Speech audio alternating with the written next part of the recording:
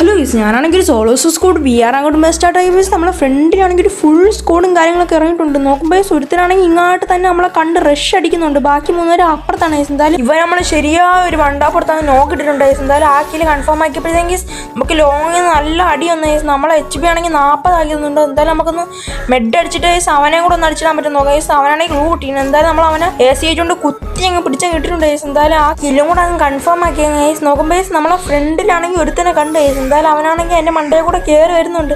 എന്തായാലും നമുക്ക് HP ഒക്കെ ഒന്ന് ഫുള്ളാക്കി.